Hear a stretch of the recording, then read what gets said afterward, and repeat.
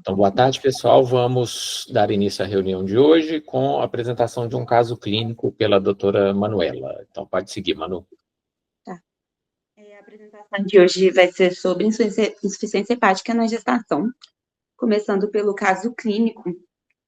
O caso clínico é da paciente LYCC, 19 anos de idade, natural e procedente de São João del Rei, solteira e atualmente desempregada.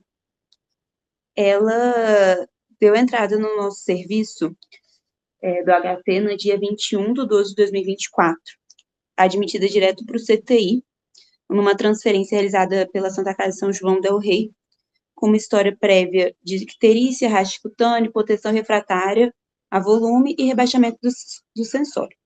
Ela estava fazendo um pré-natal de alto risco após um diagnóstico de toxoplasmose aguda, fazendo uso do esquema tríplice para toxoplasmose. E aí, no dia 14/11, ela evoluiu para um exantema pruriginoso difuso, e em 29/11, em 4/12, teve uma febre. Buscou o serviço pela primeira vez lá em São João del Rei, no dia 18/12.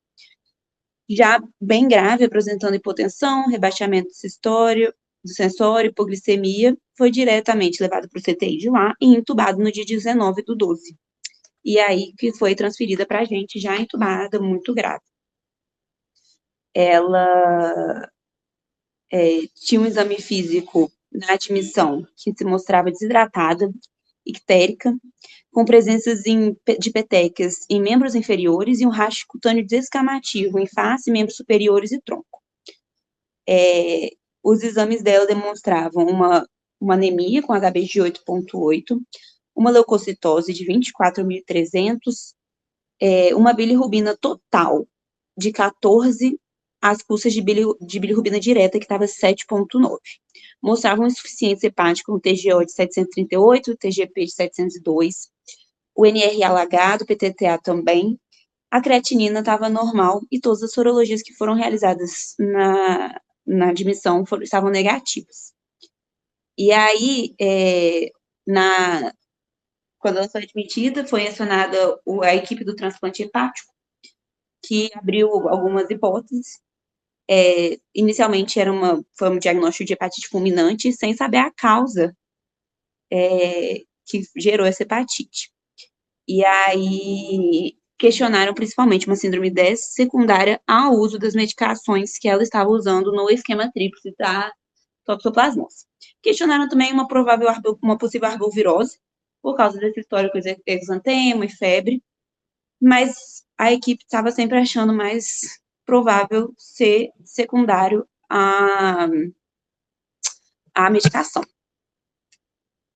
Ela evoluiu bem durante a internação, e quando ela chegou na internação, ela tinha uma gestação que ainda não era considerada viável, ela chegou com uma gestação de 23 semanas, por aí, e ela evoluiu bem, assim, na medida do possível dela, ela evoluiu melhor do que todo mundo imaginava, sendo estubada no dia 26/12. Ela evoluiu depois ainda com um episódio de convulsão, e aí, nessa ocasião, não foi possível não excluir uma eclâmpsia, então foi iniciado um sulfato de magnésio para ela. Ela tinha apresentado alguns aumentos pressóricos, mas a equipe da obstetrícia não concordou tanto com essa prescrição de sulfato de magnésio, não concordou tanto com esse provável diagnóstico de eclâmpsia, então foi suspenso logo após o sulfato de magnésio. Ela recebeu alta do CTI no dia 5/1 e manteve segmento clínico na enfermaria de obstetrícia do HC. No dia 8/1, ela teve uma febre sem foco definido, com aumento do PCR e leucocitose. Foi iniciado o Tazocin e feito um novo rastreio infeccioso. E aí, dentro desse quadro, todo caso clínico dela, foi questionado também uma febre maculosa, que teve um IgG reagente. Só que um IgG reagente só para febre maculosa não fecha diagnóstico, tem que ter uma posterior soropositividade do IgM também. E aí, a gente conversa sobre isso mais tarde. Mas foi iniciada a oxiciclina sobre essa possibilidade da febre maculosa. E aí, ela evoluiu com uma hipotensão refratária e voltou de novo para o CTI em uso de tazocin, transferindo tazocin para meropenem e polimixina B. E aí, a gente até agora nem falou da gestação dela, né? Poderia ser uma paciente que não está grávida, mas ela estava. E aí, foi feito um ultrassom obstétrico dentro da internação dela, com 24 semanas e 6 dias, que mostrava um cisto à esquerda no abdômen dela, de um tamanho considerável, com 3 centímetros no maior diâmetro, sem relação aparente com o rim. No abdômen do feto, né, Manu? Não era dela. Oi? No abdômen do feto. Eu tava dando feto, isso tudo, E aí era provável um cisto mesentérico, na ocasião, que a gente achou. E aí, de novo, ela teve uma nova insuficiência respiratória aguda já em janeiro. Foi optado por uma nova intubação, com extubação 2 dias após. No dia 16 de janeiro, ela recebeu de novo alta do CTI e, por fim, recebeu finalmente alta hospitalar no dia 28/1, após essa saga toda dela internada no HC. Ela foi encaminhada, por causa desse cisto hepático fetal, foi encaminhada para a equipe de medicina fetal do HC, para continuar o acompanhamento da gestação. E aí, ainda internada, foi feito outro ultrassom, com 26 semanas e 1 dia, que mostrou uma placenta com múltiplas calcificações, que é essa imagenzinha aí, a primeira imagem, que tinha um padrão sugestivo de infecção congênita. O cisto abdominal não foi novamente visualizado e foi visto também calcificações em alços intestinais. Não conseguiu chegar a uma conclusão do que foi a infecção que atingiu o feto e a placenta, mas são várias as hipóteses. No dia 6/2, ela foi encaminhada para a primeira consulta dela no pré-natal do Centro de Medicina Fetal, no Gene Faria, mas ela deu entrada no pré-natal hipotensa, acamada, e ela tinha sido encaminhada do pré-natal para a consulta do pré-natal numa transferência da internação dela, porque ela foi novamente internada em São João del Rei, e ela saiu da internação para uma consulta do pré-natal. E aí ela foi encaminhada novamente para o Hospital das Clínicas. Foi realizada uma transfusão de 2 concentrados de hemácia, porque ela estava com uma anemia grave, e estava febril também, e foi iniciado meropenem vancomicina, com uma suspeita de sepsis. E aí ela evoluiu bem, teve alta no dia 20/2. E aí, no dia 5/3, ela deu entrada na maternidade com 33 semanas de gestação, com uma história de rotura prematura de membranas e uma febre aferida. Fez uso de ampicilina, astromicina e a betametasona no serviço, que ela veio antes, né, de São João del Rei. E aí ela evoluiu para o parto vaginal, no dia 6/3, com RN de 33 semanas e 1 dia, um Apgar de 8 em 8, foi identificada apenas uma laceração de 2º grau, que foi rafiada.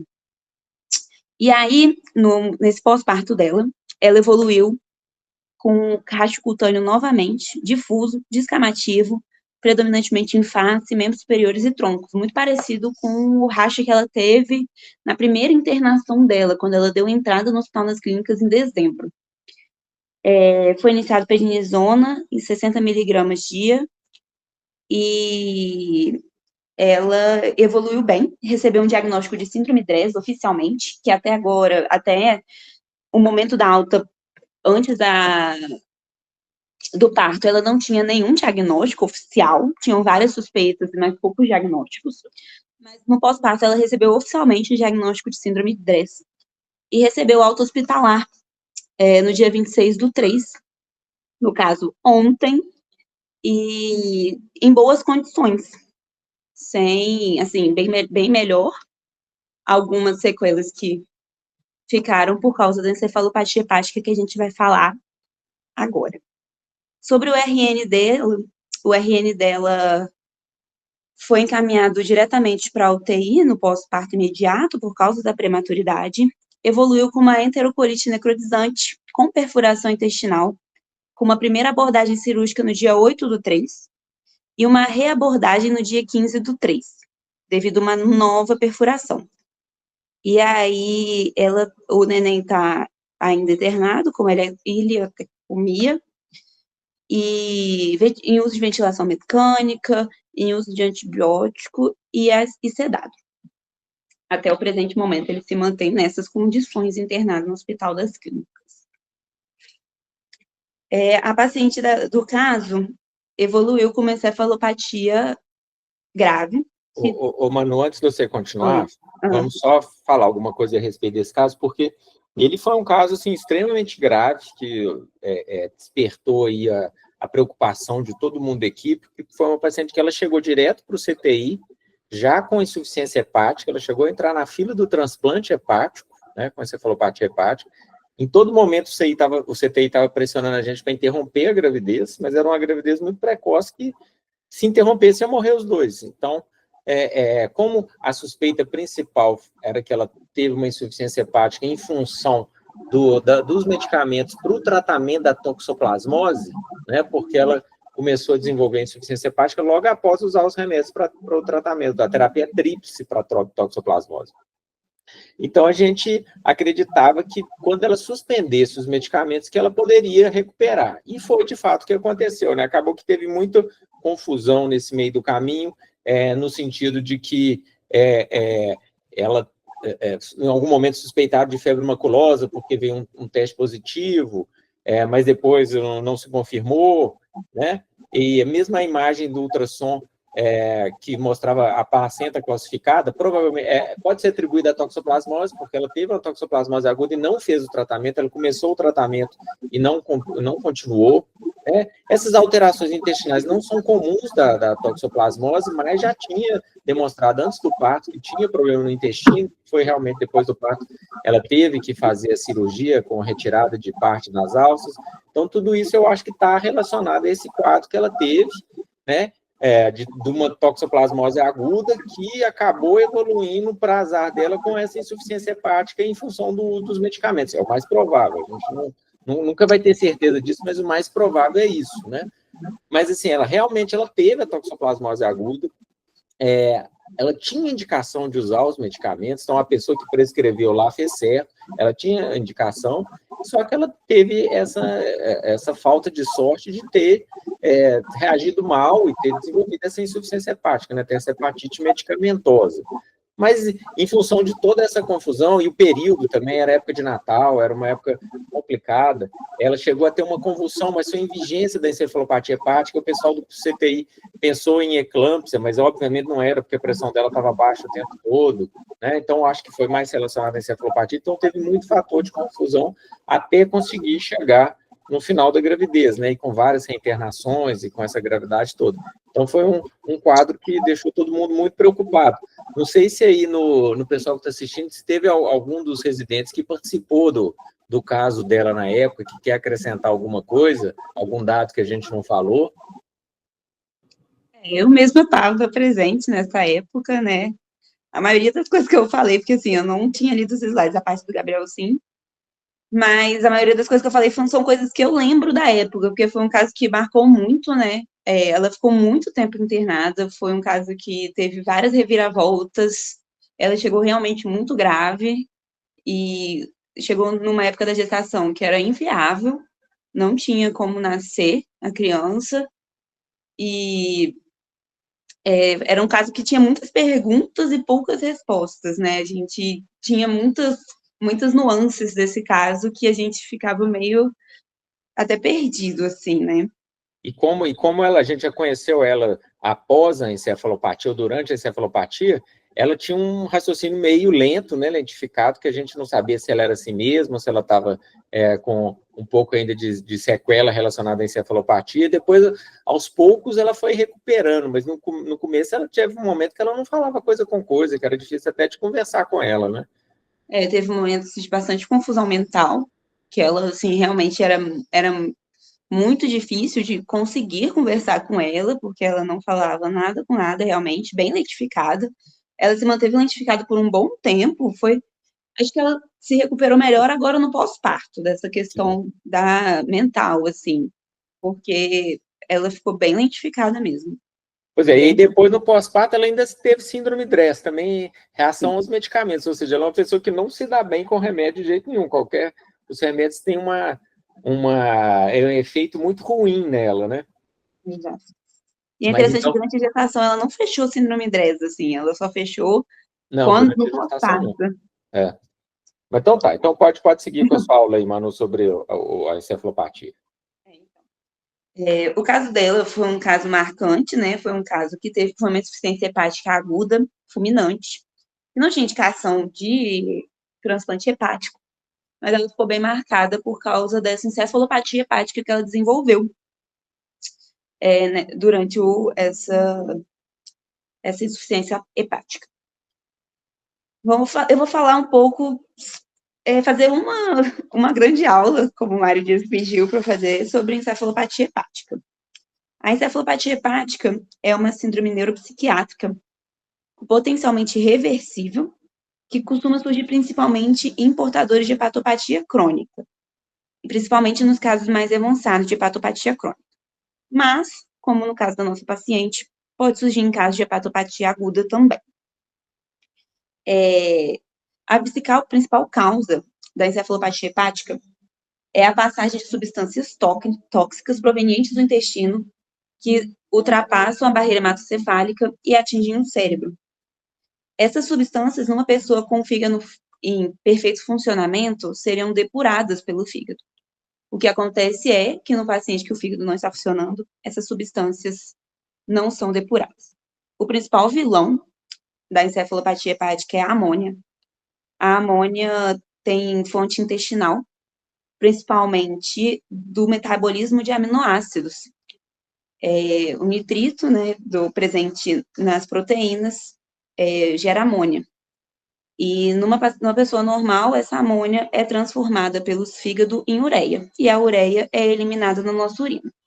Numa pessoa que o fígado não está funcionando, a amônia não consegue ser depurada e ela é mantida no nosso organismo em circulação. E a hiperamonemia é um achado quase universal em quase todos os pacientes que têm insuficiência hepática grave. Ela é pouco dosada, não é um exame comum, mas se você pegar um paciente com hepatopatia, a amônia dele, com quase toda certeza, vai estar aumentada. A amônia, no nosso cérebro, tem gera algumas alterações. Ela aumenta a captação de aminoácidos aromáticos pela barreira hematocefálica. Esses aminoácidos aromáticos dão origem a alguns neurotransmissores inibitórios, por exemplo, a serotonina. E isso aumenta as características da encefalopatia. Aumenta também a osmolaridade das células gliais, os astrócitos, que fazem com que essas células fiquem edemaciadas, então gera um edema cerebral, do tipo celular. Inibe a atividade elétrica neuronal pós-sináptica e estimula a produção da GABA, que é um depressor da atividade cortical. Um ponto importante da patogênese da encefalopatia hepática é essa hiperatividade do neurotransmissor GABAérgico. O GABA é um neurotransmissor inibitório, que o receptor pós-sináptico pode ser estimulado por alguns benzodiazepínicos. E aí a amônia aumenta indiretamente a atividade desse sistema, e isso vai explicar mais para frente, quando eu falar de tratamento, por que alguns pacientes respondem bem ao uso de flumazenil, que é um antagonista benzodiazepínico. Então, a fisiopatologia é basicamente gerada por uma hiperamonemia, que acaba ultrapassando a nossa barreira hematoencefálica, gerando todas essas alterações e aumentando a inibição do nosso sistema cerebral. Os sintomas, tem uma gama de sintomas que podem ser dos mais graves aos mais leves. Inicialmente, num paciente com insuficiência crônica, ele começa inicialmente com uma inversão do ciclo sono-vigília, ou seja, ele tem uma insônia noturna e uma sonolência diurna. Mas isso é uma queixa que é pouco valorizada, né? Principalmente num paciente que está internado com uma insuficiência hepática crônica, você não valoriza o fato dele não estar dormindo muito bem, porque dormir no hospital é difícil. Mas, normalmente, se você for perguntar para pacientes hepatopatas crônicos, a grande maioria tem essa queixa. E aí ela vai evoluindo. E pode apresentar alguns distúrbios de comportamento, como agressividade, agitação, sonolência, letargia, fala arrastada, o famoso flap, que não é patognomônico, pode aparecer na síndrome urêmica, mas ele é bem característico da encefalopatia hepática. Incoordenação muscular, escrita irregular, que também é uma coisa que aparece bem cedo na encefalopatia hepática, mas também é pouco valorizado. Sinal de Babinski, crises convulsivas e postura de descerebração. A nossa paciente do caso, inclusive, teve uma crise convulsiva. O diagnóstico, ele é eminentemente clínico. O eletroencefalograma e a ressonância magnética podem ajudar no diagnóstico, mas não são tão precisos. A ressonância magnética pode demonstrar aquele edema cerebral que eu falei lá na patogênese, mas não são necessários para o diagnóstico. O diagnóstico é clínico. A dosagem de amônia, não tem evidências de necessidade da dosagem de amônia para o diagnóstico, e não tem relação a quantidade de amônia na dosagem. Se a amônia estiver muito alta, não significa que a encefalopatia vai ser grave, e nem uma amônia baixa significa que a encefalopatia vai ser mais leve. Não tem nenhuma relação. Então, não tem indicação de dosagem de amônia, é um exame muito raro, muito difícil, que não ajuda no diagnóstico. O diagnóstico é clínico. E aí tem a classificação. A classificação tem várias classificações. A principal classificação da encefalopatia hepática é pela gravidade, sendo que o grau 1 é o mais leve e o grau 4 é o mais grave. O grau 1 é aquela encefalopatia hepática que tem aqueles sinais iniciais que eu falei. Perda de atenção, da concentração, alteração do ciclo circadiano, tremor, flapping leve, e coisas que são, às vezes, até ignoradas em pacientes cirróticos crônicos que ficam vários tempos em hospital. A gente acaba ignorando isso. O grau 2 é que mostra letargia ou apatia, desorientação, comportamento inadequado, agressividade, um flapping bem evidente e uma fala arrastada.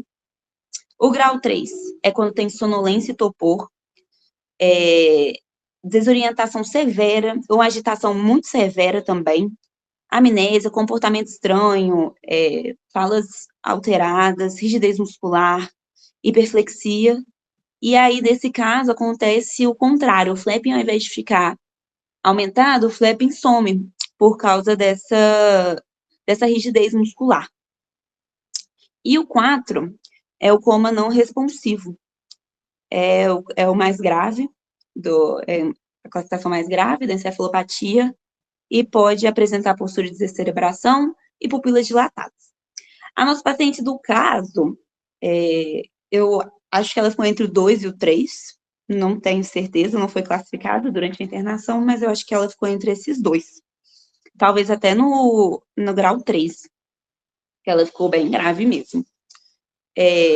A maioria das coisas que eu tô falando aqui é numa insuficiência hepática crônica, porque a encefalopatia hepática é bem mais comum na insuficiência hepática crônica. Ela pode acontecer na aguda, e na aguda ela é mais aguda também, no caso, né? Ela costuma aparecer de forma bem mais grave.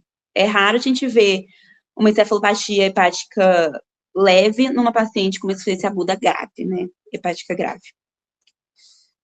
E aí, agora, falar do tratamento.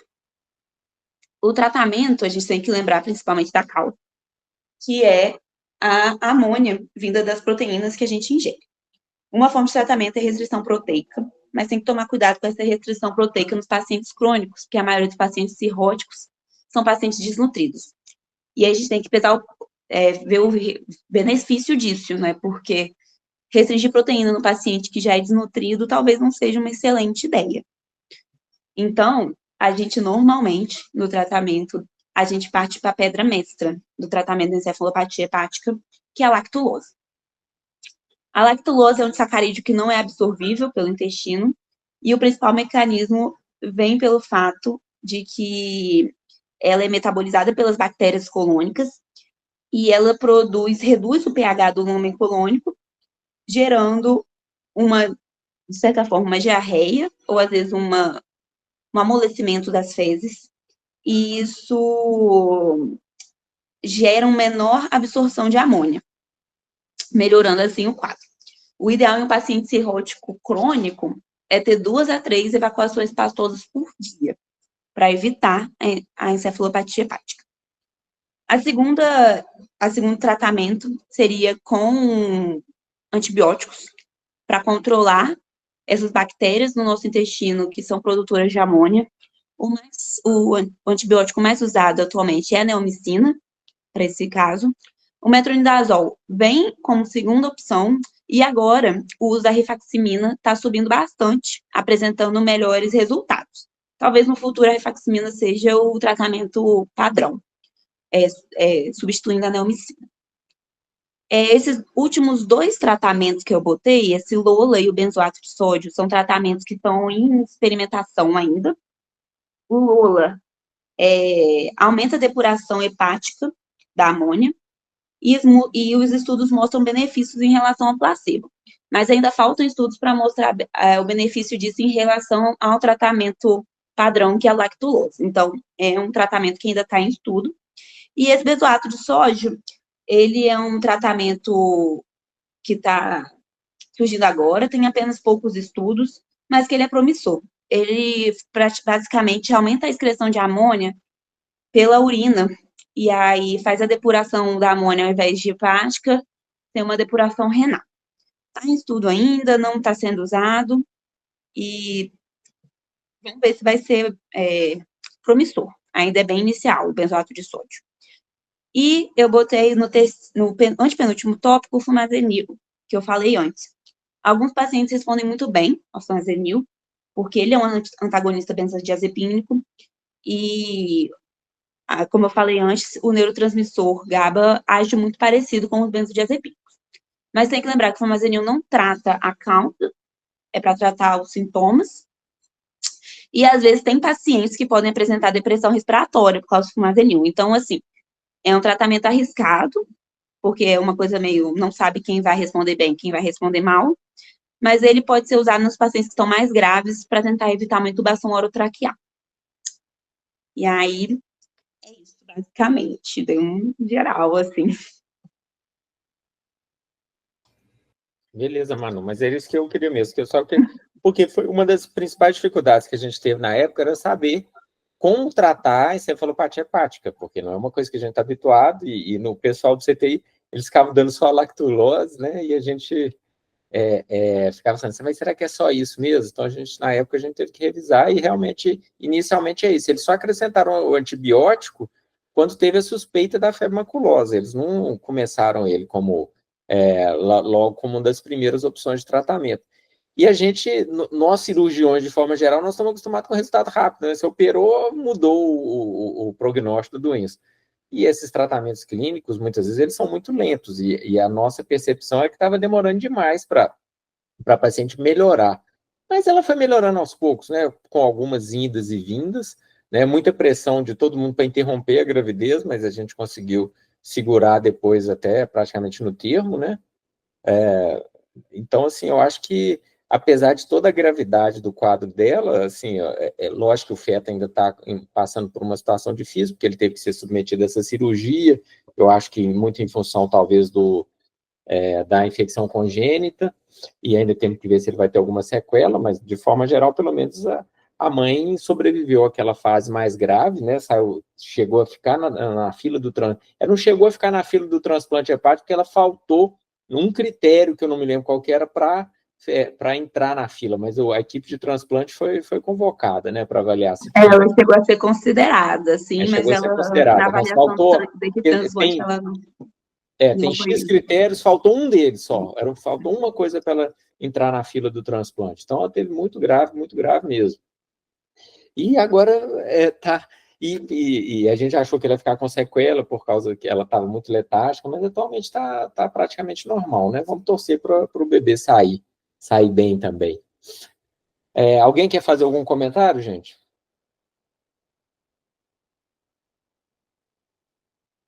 Eura? Hoje mesmo o professor Henrique estava falando desse caso, uma reunião da medicina fetal, né?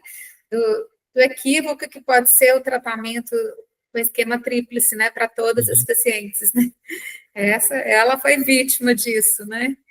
Porque tem essa proposta de protocolo de, caso não haja disponível a aminocentese, entrar direto com esse esquema tríplice. E aí a gente viu que ele não é inócuo, né? Que pode causar muito problema. E outra coisa que chama atenção é o fato dela ter vindo para essa consulta na medicina fetal e chegar séptica lá, né? No ambulatório. O pessoal da maternidade que ela estava internada, ao invés de buscar uma transferência hospitalar, eles aproveitaram que ela tinha consulta e mandaram ela, né? Mas pelo menos ela veio para um lugar que tinha como internar, né? Se ela chegasse numa unidade que não tinha parte hospitalar, ia ser mais complicado. Ok. Então tá, gente, vou agradecer a presença de todos e a gente se vê novamente semana que vem. Então tá, boa noite para todo mundo, até semana que vem. Tchau, professor, boa noite. Boa noite, obrigado. Tchau, gente.